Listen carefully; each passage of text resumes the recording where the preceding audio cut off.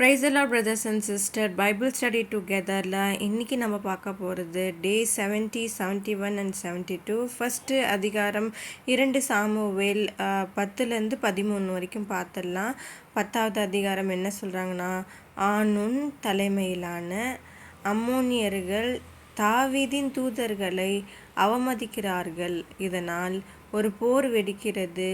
யோவாப் தலைமையிலான தாவீதின் படை அம்மோனியர்களையும் அவர்களது சிறிய கூட்டாளிகளையும் தோற்கடிக்கிறது. இதுதான் அடுத்த அதிகாரம் 11. இதில் ஏத்தியனான உரியாவின் மனைவி பத்சோபாலுடன் தாவீது ராஜா விபசாரம் செய்ததையும் அதை தொடர்ந்து தனது பாவத்தை மறைக்க அவர் மேற்கொண்ட முயற்சிகளையும் போரில் உரியாவின் மரணத்தில் முடிவடைந்ததையும் காண்க என்று சொல்லிட்டாங்க. அடுத்த அதிகாரம் 12ல் தாவீது ராஜா பத்சேபாலுடனும் உரியாவுடனும் செய்த பாவத்தை பற்றி நாத்தான் ஒரு உவமையில் பேசுகிறார். இது தாவீதின் குற்றத்தை வெளிப்படுத்தி அவரை ஒப்புக்கொண்டு மனந்திரும்ப வைக்கிறது. அடுத்த அதிகாரம் 13. இதில் தாவீதின் மகன் அம்னோன் தனது ஒன்றுவிட்ட சகோதரியான தாமாரை பாலியல் பலாத்காரம் செய்து வன்முறை மற்றும் பழிவாங்கும் சுழற்சிக்கு இட்டு சென்று இறுதியில் தாமாரின் சகோதரன் அப்சலோமின் கைகளில் அம்னோன் கொல்லப்படுவதற்கு வழிவகுத்த துயர கதையை விவரிக்கிறது. அடுத்து நம்ம டே 71 பார்த்துடலாம். இதில் இப்போது 14லேருந்து 17வது அதிகாரம் வரைக்கும் பார்த்துடலாம். ஃபஸ்ட்டு 14வது அதிகாரம்.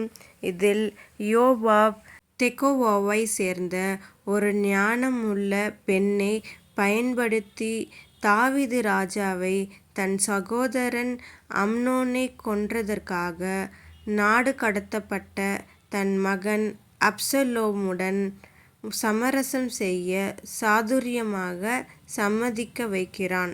அடுத்து அதிகாரம் 15.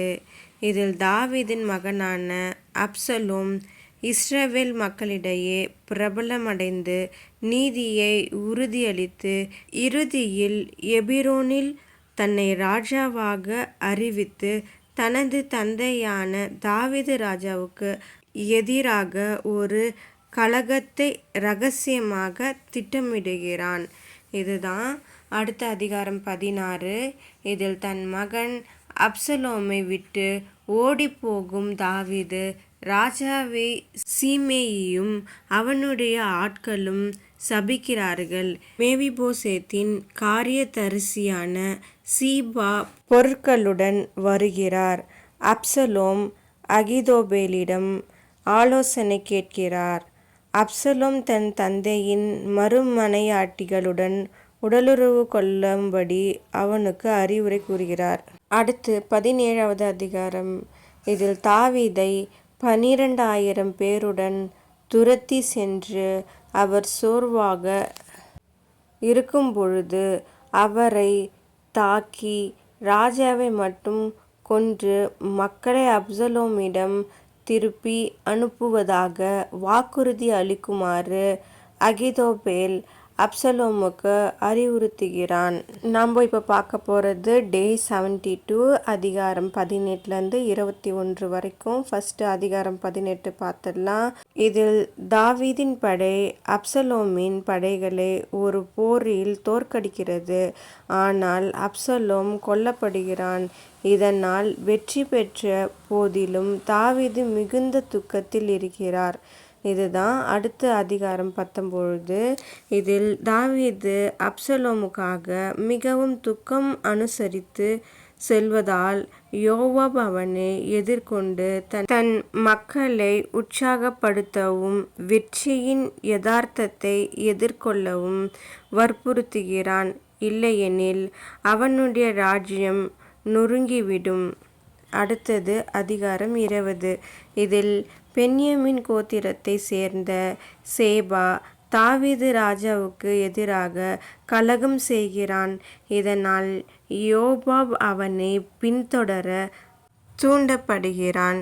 இது ஆபேல் பெத்மகாவில் ஒரு மோதலில் உச்சக்கட்டத்தை அடைந்தது. அங்கு சேபாவின் தலை சுவரின் மேல் வீசப்பட்டு கலகத்தை முடிவுக்கு கொண்டு வரப்படுகிறது.